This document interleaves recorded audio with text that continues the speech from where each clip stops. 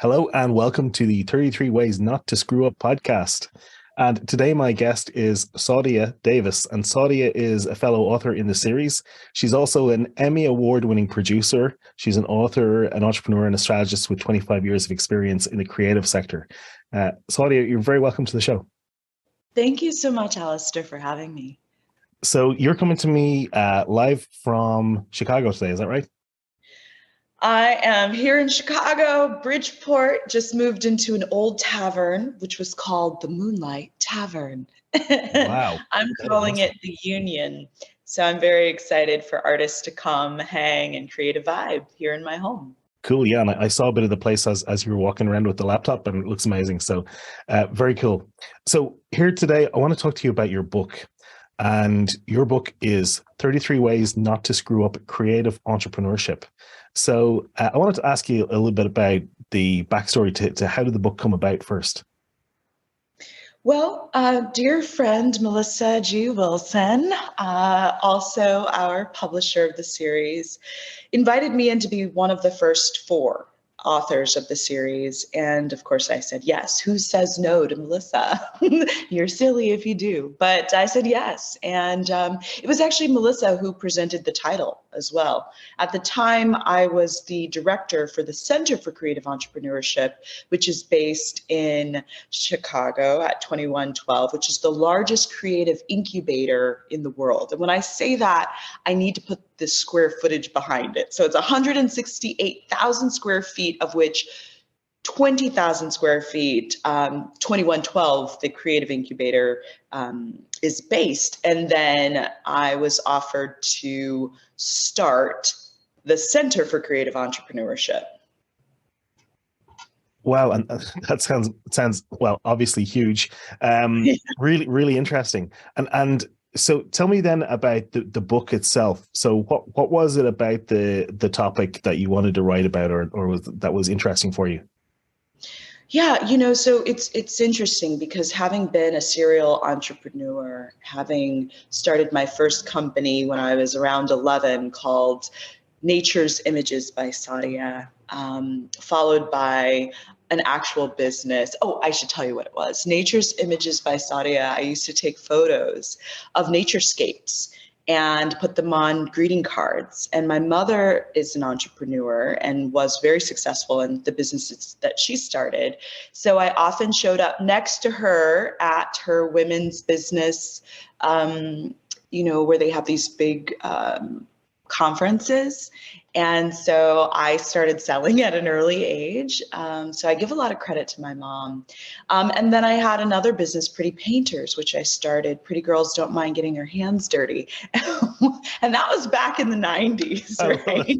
That was like, early 2000s, working in Los Angeles and in the entertainment industry, but painting people's homes from a healing perspective. And I carried that business all the way to New York. Was very successful with it and pitched that idea to my agents at the time and got a show on HGTV. So my businesses have often led to further success.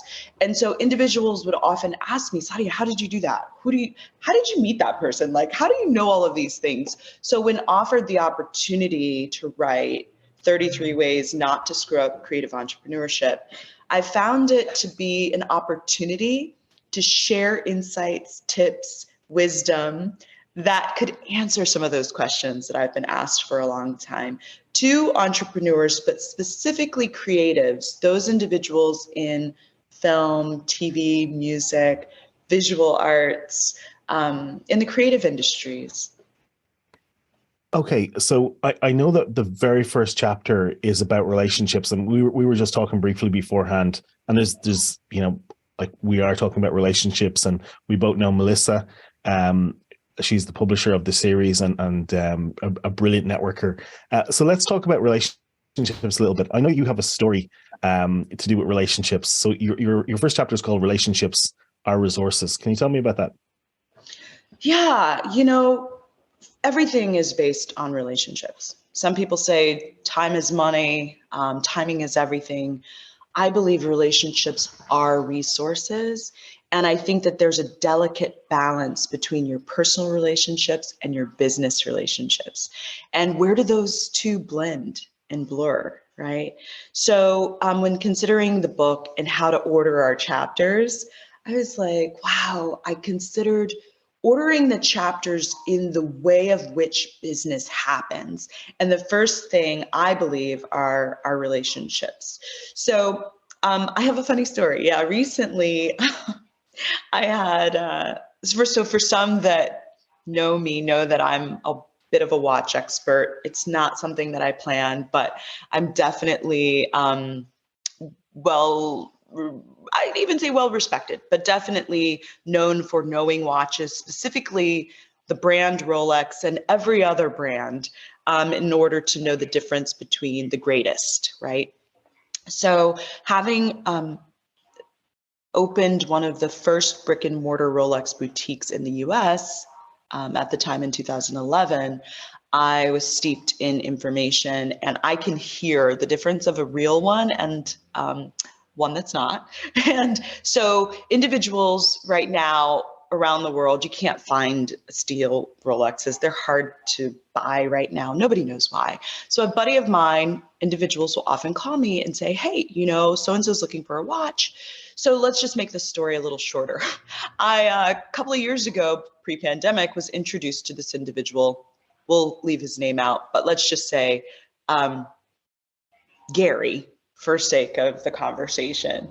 And Gary and I spoke a little bit about Rolexes, wasn't quite ready. I get a call about 6 months ago. Gary just landed a major construction contract with the Obama Foundation. I probably should leave that part out, but whatever, people celebrate with watches. Anyways, Gary landed a big construction contract with a lovely entity and wanted to celebrate his achievement with a Rolex. Fast forward, I'm in a new role. I am not only a producer, I am a producer who found a joy in bringing to life real property, as in real entertainment venues. So from intellectual property to real estate. So I'm currently building a second venue or redevelopment. And I'm looking across the street of this big, massive construction company. And I'm like, wow, that new incoming residence for this housing development does not want to look at this eyesore, which is our building. Beautiful 30,000 square foot historical venue, but it needs to be renovated. Life needs to be breathed back into it, right? So I'm like, who's this construction company across the street? Everybody's like, oh, have you met the construction people? Oh, no. So one day I'm driving a colleague home and I see this same construction name on another building about 3 miles away. And I'm like, wait a second. I call, text Gary. I'm like, what's the name of your construction company? It is the exact construction company across the street from the building. Now, here's the point. We never talked about the name of his construction company because we were talking about watches. And in talking about watches, we were talking about our friends. But here's the point. That relationship that started around another conversation has built an even deeper relationship in the business. Why?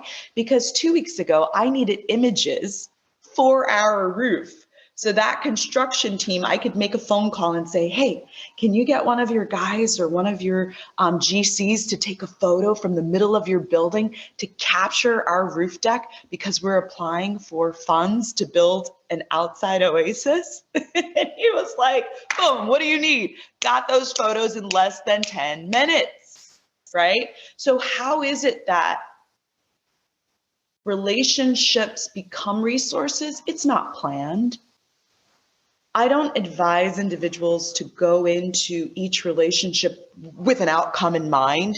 No, that's phony. It feels forced. And I'll tell you, being in the entertainment industry and having lived in LA for 7 years, no one wants to feel like they are a resource. Mm-hmm. It should just happen organically. Yeah, I think that the phrase that I would use for that is that would feel a bit mercenary to me. And yeah, you're looking for, yeah. Yeah, because you're kind of, it's like, yeah, you're just, it's all about the money, and it's all about, you know, how can you use me? And I don't want to feel like that. Nobody wants to feel like that, Alastair. It's very much like, Melissa often talks about LinkedIn, right? And the relationships on LinkedIn. And I will speak this person's name out loud on purpose. Jacob Jacobson, I'll never forget.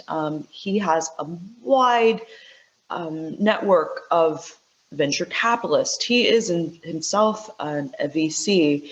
And wanting to reach out to him, Melissa recommended I reach out to him, talk to him. And one thing that he asked on LinkedIn before we would connect is if we could meet and briefly determine whether or not he would want to connect on LinkedIn. And I thought that's interesting. And it sort of opened my eyes up to, it's not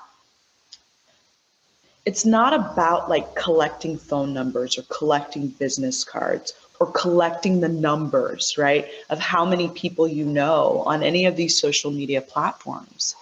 It goes back to relationships. Nothing really matters if you really don't know the person more, their family. Do you even share values? Are your mission and visions aligned? If not, what's the point? Yeah, really, really interesting. And so did you appreciate when he asked that? Can we meet before we decide whether to connect with you? I was kind of curious. Sure. I was like, hey, wow, nobody's ever, but guess what? Now I do that. Mm-hmm. Oh, you do? Okay. I do, because it taught me something, and I am very much still a learner, and I appreciate insights that others have. And, providing 33 ways how not to screw up creative entrepreneurship, who knows, maybe we'll invite him to write 33 ways not to screw up venture capitalism if we haven't already asked someone to do that. So, okay, I want to ask you about some of the other topics that you talk about in the book. So, just before I do that, I just want you to describe who these creative entrepreneurs are, just so I have a good picture of who you're talking about. Like, is that are self-employed actors, people like that, or people who want to start businesses that are like production studios, things like that? Can you just give me an idea of some of those things? Sure. One, I want to say that most individuals are creative. So I don't want to limit out anyone who has the vision to create and ideate around a business and then take it as far as then establishing it with the Secretary of State of whichever state you're with. But specifically creatives, individuals in the music industry. So let me give you an example. A singer-songwriter. Do they have proper representations in terms of legal? Do they have publishing, ASCAP, right? So what that means is if they don't have publishing and they step into a studio to record a track, that producer actually cannot, there are limitations, right? So it's really understanding the business for each individual creative platform. Attorneys are important across all businesses, but most creatives just want to paint, make music, study their craft as an actor. And so in that case, who are the best representatives for you, right? So even individuals, before they have an agent, in most cases should create a personal LLC to protect themselves from the business at large, right, out there. So there are just different keys and techniques around creatives, which, pre-pandemic, creatives weren't thought of as an actual business. It was only after the pandemic that they were considered gig economy. And how could the government actually capture this whole demographic of individuals who are making money and provide resources to them, right? Because it was different for creatives. So really wanting to honor these small business owners, because that's what we are, small business owners, whether you're a producer of music, film, TV, visual arts, culinary. Yeah, I think that's a really key point, and this is something I've been banging the drum about for a while in kind of my segment of the market, which is a lot of creatives as well. in the kind of web design industry, Yes. software, and graphic design. That whole area, particularly freelancers, they tend Yes, not to really. think of themselves as businesses. And I think it's really important if you are a freelancer in that space, is to change your mindset about how you see yourself, and think of yourself as a business rather than as a freelancer, because I think that's a way to kind of create more value for yourself. So I You think create more that's a value. conversation we could have for a lot longer than half an hour. Yeah. You create more value, to your point, Alastair, and then also advocating, how you advocate for yourself in terms of being paid. So if you switch the mindset of being an artist, which you are, that at my core, I'm an artist, I am a creative, but then also how do you advocate for yourself to make sure that individuals value what you're producing so that they pay you, right? Graphic artists are very, very valuable. And Mm-hmm. yet individuals will say, well, could you just do this? Well, no, you have to pay them what they're worth. And so knowing what you're worth is extremely important. And also beware of that word just. If you have a client using the word, can Take you it just? out. That's Take a it out red of your, flag. so huge red flag. Take Yeah. it out of your vocabulary. I Yeah. actually often, when someone says, oh, I just do this, I said, let's take just out, to your Mm-hmm. point. Yeah.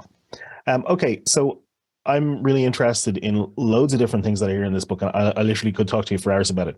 But I'm gonna jump on one that just it's something I'm particularly interested in knowing what you're thinking about this. Chapter 10 is introvert extrovert. Can you tell me a little bit about that? About the way you think about that, what that's about. You're excited to talk about this one, right? Well, what happens is I get really shy when I talk about the fact that I'm shy. It is the weirdest thing.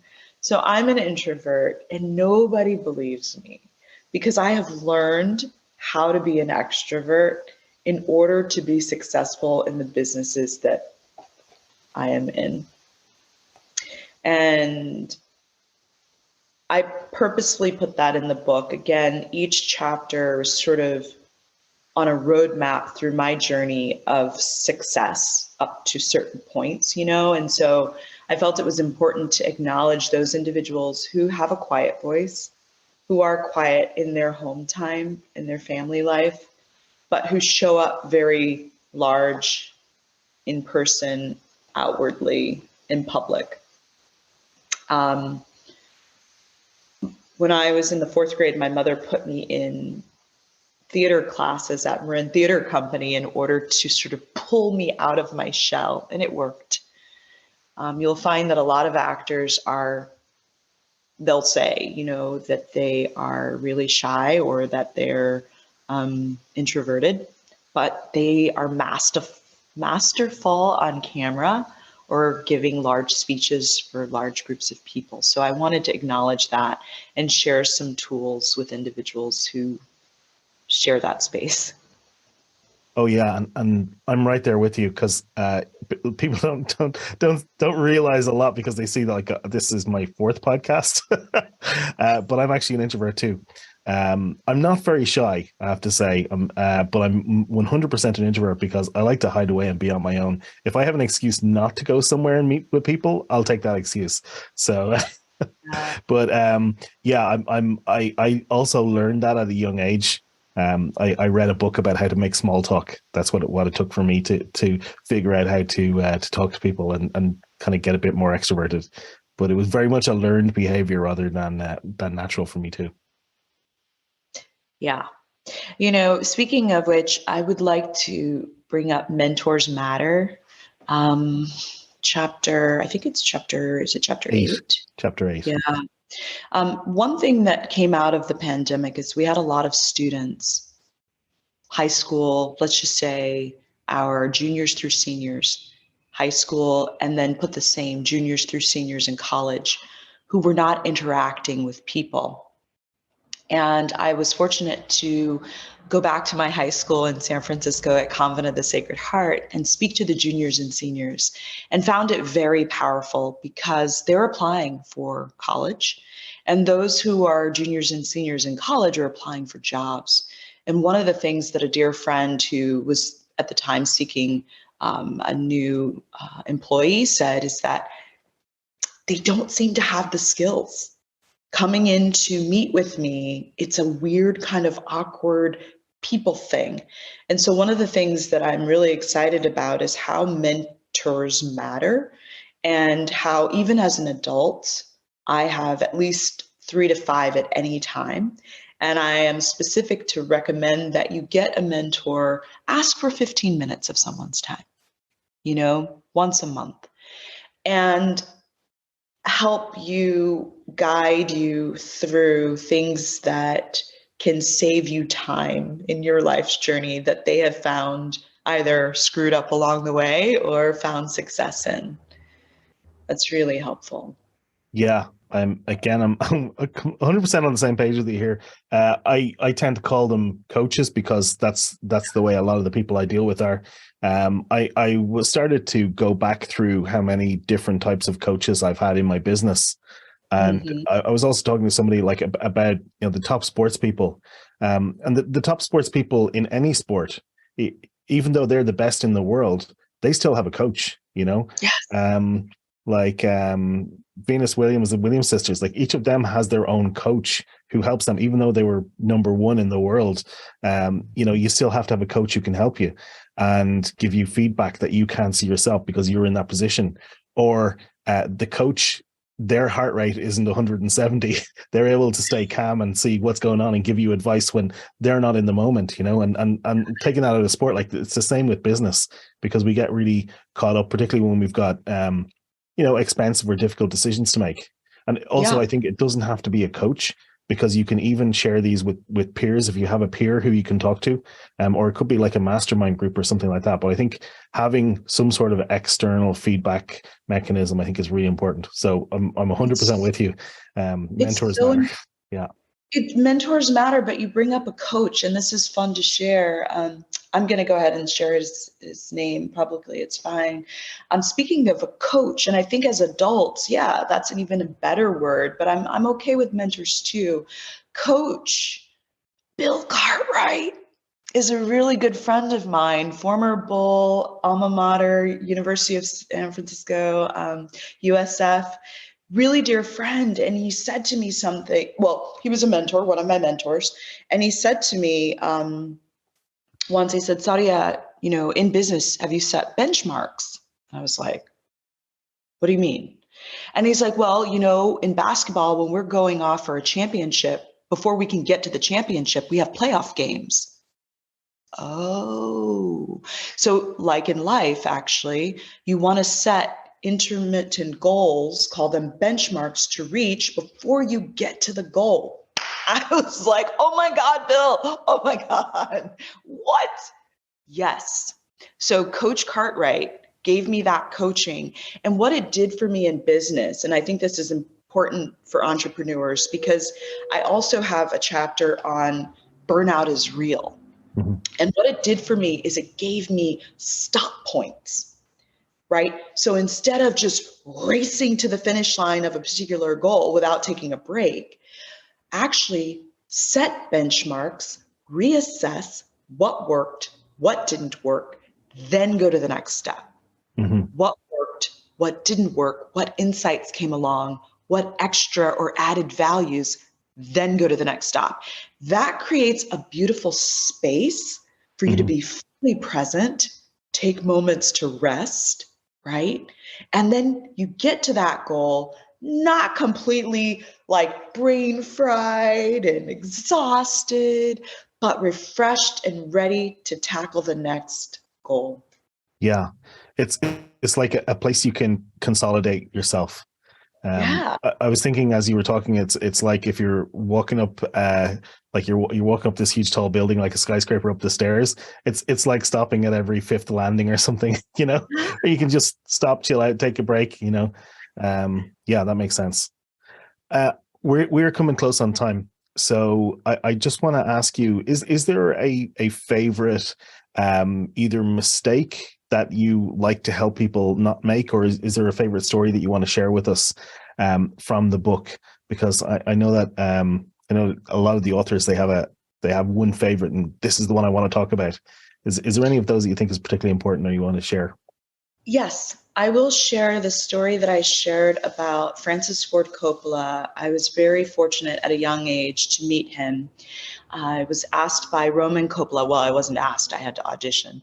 I auditioned for Roman Coppola's first directorial debut, and it was a video of PM Dawn's Norwegian Wood. Of course, knowing who his father was, knowing I'm going to America Zoetrope to film this, who knew that Francis Ford Coppola would show up on set? And he did with his wife, Nora, and my mom's name happens to be Nora, so that was fun. And at the time, I was on a break, and I'm very literal. And so the makeup artist said, Saudia, oh my God, you're eating Skittles. And I had on all white in an all white backdrop. And she's like, we cannot take a forward on two things. We cannot afford for your tongue to be colorful, or two, for anything to drip on this white anywhere in here. So she goes, so give it to me. And I literally spit it out in her hand. And my mom was like, oh my God, I'm so sorry. So Francis comes over, Mr. Coppola comes over, and he said, may I sit next to you? Sensitivity even then. And I said, sure. And he sits down, and I'm like 17. And he said, wow, you are so sweet. And I was like, oh, he's like, no, really, you're so sweet. Do you want to be in this business? And I said, yes. And he said, okay, well, here's the thing. No matter what you go through, no matter what happens, don't ever allow anyone to change you, to take away the sweetness that you have. Just maintain who you are and stay sweet, because people in our business only work with people who they like. And I have carried that with me all of my life, no matter the situation, no matter the circumstance, no matter the relationship that may not have gone the direction that we thought. I do believe that it's important to keep doors open, not to burn bridges, but to stay true to who you are and yourself. And in some space, even when you're challenged with not being sweet, find it for yourself and stay true to yourself. I think that is a great point to end on. And what a great story. Yeah, that was super. I don't want to ask anymore, because I think that's a great way to end it. The other thing I want to ask you about is just being part of the 33 Ways community. Can you tell me a little bit about how you're finding that?